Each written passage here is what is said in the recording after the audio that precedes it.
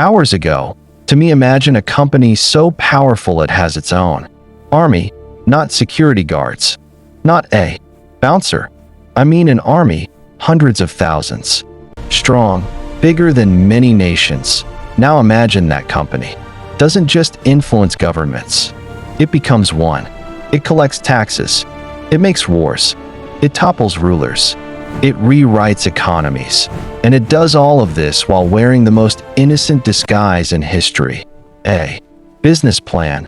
This is the story of the British East India Company, incorporated by Royal Charter on December 31st, 1600.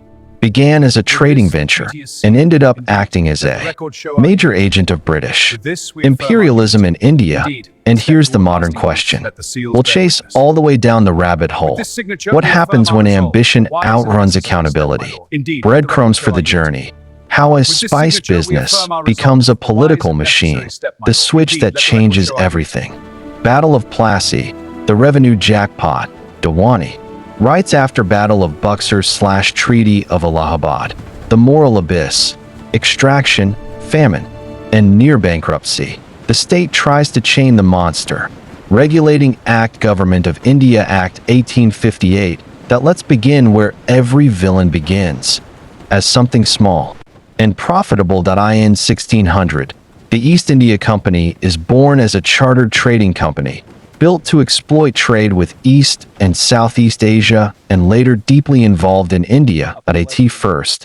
It looks like commerce, ships ports contracts, mutually beneficial exchange, the kind everyone says with a smile that hides a dagger. If the company had a slogan, it would be, building connections across cultures. And also, please ignore the cannons. But here's the first systems breadcrumb.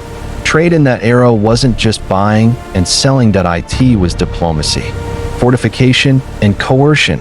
Competition was violent. Profit margins were huge. And the incentives were clear.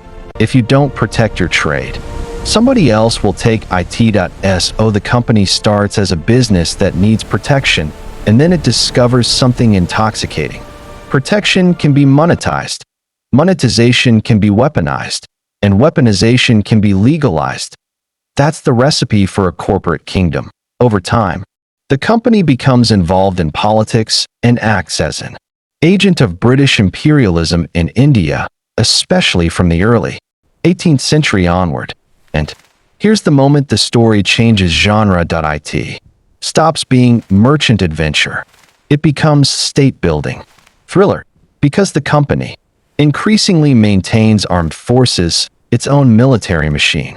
By the early 19th century, the company's army is described as about 250,000 strong, largely Indian soldiers with British officers, larger than many national armies. That's not a corporate department. That's not HR. That's war resources. Now, why does a company need that? Because in places where sovereignty is contested, business and power are inseparable, and the company realizes if it can win battles, it can rewrite contracts. If it can rewrite contracts, it can own revenue. If it owns revenue, it can fund more armies.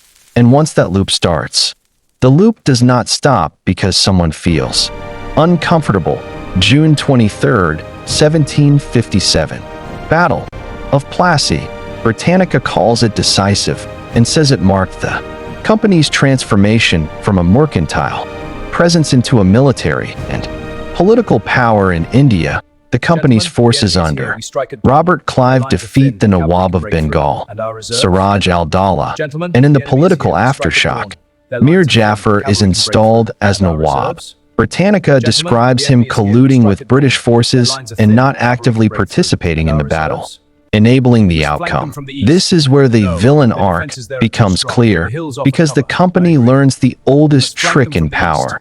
If you can choose the ruler, you can choose the rules. It's like a startup realizing it doesn't just want customers. It wants to own the regulator. And from here, the company shifts from selling goods to controlling systems. After military victories, the company secures something more powerful than territory: revenue authority. Britannica explains that the company was granted the Diwani, the right to collect revenue in Bengal, Bihar, and Orissa by the Mughal Emperor Shah Alam II after his defeat connected to Battle of Buxar, and that this became a foundation for company power. The Treaty of Allahabad, also summarized. In official Indian government culture, resources is commonly associated with formalizing these arrangements in 1765. Now pause. Because this is the kingdom moment. A private corporation isn't merely profiting from trade, it is extracting revenue from millions of people. Breadcrumb systems. Trade profits are episodic. Tax revenue is continuous. Continuous revenue funds permanent. Institutions.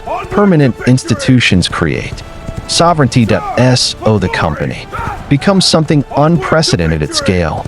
A corporate entity with government-like powers. At this point the company isn't a business expanding into new markets. It's a government that just happens to have shareholders. And here's the system's lesson that hits like a hammer. When you pay people based on extraction, extraction becomes the product. This part is not for cheap jokes, because real people paid the bill. Britannica directly links the company's harsh revenue policies to the Bengal famine of 1770, describing the company's taxation as ruinous and calling its policies a direct cause in the devastation. And here's the corporate horror twist. Even while millions suffer, a machine designed for extraction struggles when the base collapses. That Britannica's Fast Facts notes that after misrule and the massive 1770 famine in Bengal, the company's land revenues fell sharply, and it appealed in 1772 for an emergency loan of £1 million to avoid bankruptcy. So yes, after all that power, the corporate kingdom hits the most modern moment imaginable. Due to unexpected market conditions, we are requesting emergency funding. That's the villain arc in one sentence. Privatize gains, socialize losses, repeat. And it triggers the inevitable response. When a corporation becomes powerful enough to endanger a state, the state starts writing laws. Britannica explains that the Regulating Act was prompted by the company's misgovernment in Bengal and the threat of bankruptcy, leading to government control of political policy and creation of a Governor-General position in Bengal with oversight powers. This is a key systems concept. Accountability arrives late when incentives are early. The company scaled faster than ethical oversight. So the oversight arrives as legislation after damage has already been done, and the structure of control evolves further, often described as dual control arrangements later on, with continued government intervention, because once you've built a corporate empire, you can't simply unbuild it with a memo. The company's rule doesn't last forever. Britannica notes that after the Indian Rebellion of 1857 hastened its end, the company ceased to exist in 1873. And Britannica's coverage of the Government of India Act 1858 explains that British power over India was transferred from the company to the crown, ending company rule as the governing authority. That's the end of the strangest corporate experiment in modern history. A company that became a state and then was absorbed by the state because it had become too powerful to remain private. So, what happens when ambition outruns accountability? The East India Company gives us a rule that still runs the world. Incentives scale faster than ethics. That if you reward expansion without oversight, profit without responsibility, power without transparency, you don't get efficiency. You get a machine that eventually treats people as numbers and consequences as someone else's problem. The lesson isn't business is evil. The lesson is sharper. Any system that can grow without accountability will eventually test the limits of morality. So if you're building money, influence, a company, a movement, ask yourself, am I scaling responsibility at the same speed I'm scaling ambition? Because if you don't build the guardrails, history will build them for you. After the crash, that if you want more true stories where history explains modern systems, subscribe, and comment.